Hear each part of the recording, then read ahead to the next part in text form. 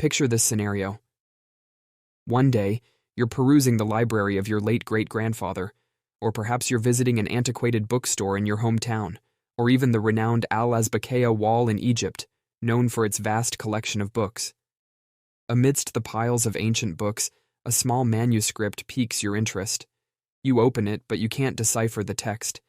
Intrigued, you take the manuscript to a linguistics scholar for further insight. The scholar, who has spent a century studying languages, scrutinizes the manuscript in your presence. Suddenly he turns to you and declares, "I have the ability to decode any manuscript, identify its language, trace its lineage, determine its era, or any other information you seek. However, this is contingent on the manuscript being written in a human language. This manuscript, however, does not meet that criterion." Welcome, I am Ahmed Mahmoud. But before we start, if you're new to the channel, don't forget to subscribe and hit the bell so you can receive our videos as soon as they're uploaded. From the red button below, come on, be a hero among our champions and subscribe.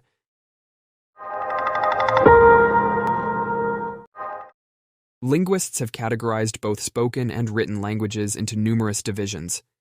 Among these, our focus is on a single type that encompasses extinct or dead languages. This category further splits into two subcategories. The first includes extinct languages that are comprehensible and have accessible data, like the hieroglyphic language. Despite its extinction and lack of current use, experts can understand and decode the ancient Egyptian language without any issues. The second subcategory comprises languages whose codes remain undeciphered, such as the Sindhi script from the Sindh Valley civilization. Scientists are still unable to accurately read the Sindhi language, but it's not considered mysterious or unknown. We might not be able to read it, but we're aware of its origins, its users, its geographical prevalence, and its period of usage until its extinction. For instance, scientists recognize approximately 300 words in Sindhi script because these words resemble those in ancient continental Indian languages.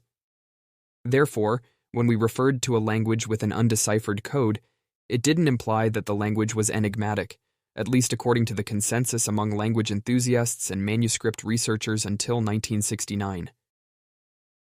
The year in question saw the unveiling of the first manuscript that genuinely merits the label of the enigmatic manuscript.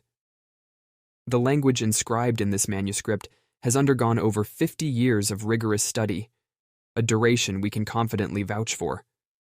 It's possible that its examination predates this period by several years. Regardless of the research conducted, whether in the East or West, the outcome invariably culminated in a dearth of information. Every scholar in the field of code-breaking and manuscript studies has unequivocally failed to decipher even a single character from this manuscript. Moreover, the manuscript itself has masterfully presented a plethora of startling surprises. The intriguing manuscript under discussion is the Voynich Manuscript. Its officially recognized name, irrespective of any other monikers it has acquired for notoriety, such as the Manuscript of Mystery or the Devil's Manuscript, among others. Its first known appearance in contemporary times was in 1969, when an antiquarian bookseller named Hans Kraus donated it to the New York Public Library, having grown weary of it. Kraus had procured the manuscript as part of a collection of ancient books, all of which were inherited from the writer, antiquities collector, and linguistics expert Wilfrid Michael Voynich. Voynich is the individual who retained the manuscript for the longest duration in recent times, keeping it from 1912 until his death in 1930. Subsequently, the manuscript remained with his heirs until 1961, when Hans Kraus purchased it. This is why the manuscript bears the name Voynich Manuscript, as he was its most prominent possessor. However, to avoid confusion, Voynich is merely associated with the manuscript. He neither authored it, nor could he interpret a single character from it. Upon acquiring the manuscript, Kraus was aware of its distinctive nature. His vast expertise as a purveyor of antiquarian books, coupled with a narrative he'd heard about this manuscript from the inheritors, informed his knowledge. For instance, he knew Voynich had procured it from Rome, and that Voynich frequently discussed it with his family, particularly the enigmatic language in which it was inscribed. There were even whispers that the manuscript was the work of the devil himself. Consequently, Krauss harbored hopes of securing a lucrative deal for the manuscript. However, it ended up remaining in his possession for 8 years, unsold. Subsequently, the reason behind Krauss's decision to donate it to the public library remains a mystery. Post-Krauss's donation of the manuscript to the New York Public Library, it was time for the library to categorize the donated books to place each in its respective section. However, when the responsible employee examined the manuscript, he experienced what everyone does upon their first encounter with it. He was clueless about what this manuscript was, and where should it be placed. In fact, he didn't even know which language section the book belonged to.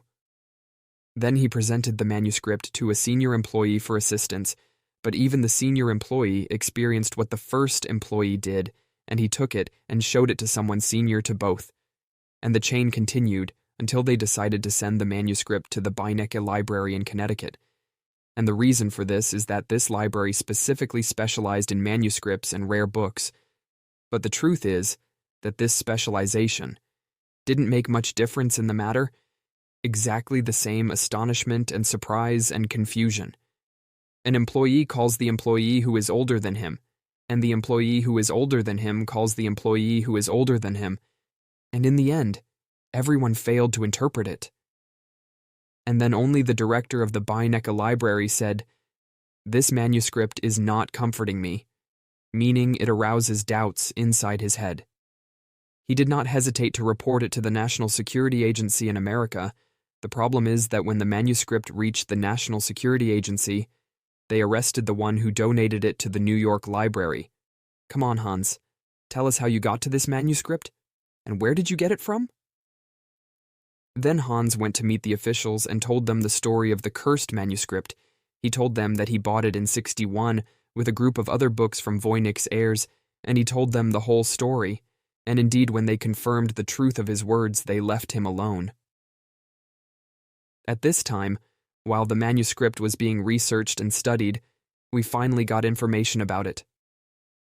With the carbon analysis of the manuscript paper, it was found that it was written in the period between 1450 AD to 1500 AD, meaning the manuscript is not very old. Apart from the peculiar language and symbols inscribed in the manuscript, it also encompasses, on nearly every one of its pages, illustrations and geometric or celestial figures. It even includes images of beings engaged in specific rituals. Moreover, it features a collection of unusual plants and herbs.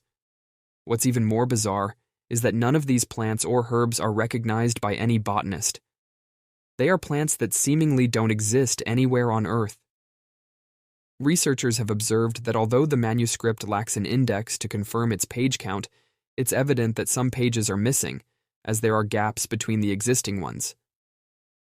Given that the manuscript dates back to the 15th or 16th century, researchers have inferred that it's likely associated with magical practices, as these specific centuries were known for the prevalence of magic and sorcery. Currently, researchers are employing artificial intelligence and computer software to assist in deciphering the manuscript. However, as of now, no significant progress has been made. The attempts to decipher the language of this manuscript's writing boil down to 3 fundamental suppositions. The first supposition posits that the manuscript was written in an extinct language, once used by a localized group of people and not widely known. Hence, no living person knows this language. The second supposition suggests that the manuscript is a clandestine code, crafted to conceal its true intended meaning, be it in the words or the illustrations. The third supposition speculates that the entire matter is a hoax, where someone created a manuscript, inscribing arbitrary content in the hope of profiting from it. A faction even accused Voynich himself of orchestrating this hoax. Naturally, procuring the necessary materials for this hoax, such as the papers or the antiquated ink, wouldn't pose a significant challenge for an antiquities and manuscripts expert like Voynich. Therefore, it's plausible that Voynich concocted this entire narrative in hopes of selling it at a substantial price. Ultimately, it's crucial to understand that every so often, a website or an individual claims to have cracked the Voynich code. However, upon investigation, these claims often prove to be unfounded. Take, for instance, William Friedman, a man who is arguably one of the greatest code breakers in history. He's credited with deciphering the Japanese and German codes in World War II, among other significant contributions, and is also considered one of the founders of the American National Security Agency. Friedman dedicated 40 full years to studying the manuscript, exhausting all his resources in an attempt to unravel its enigma, all to no avail.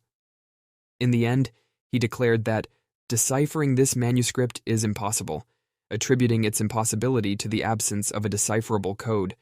This entire scenario could be a practical joke or a prank. Only God knows whether he made this declaration to console himself.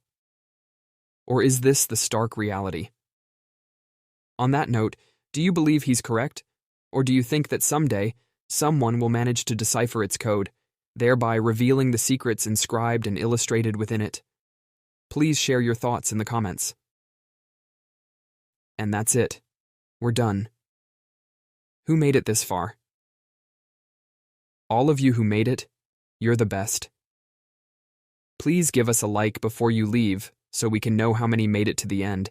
And don't forget, if you have a nomination for an episode, write it to us in the comments. Most of the episodes we are making now we are taking from your comments. See you in the next episode. Have a good night. Bye.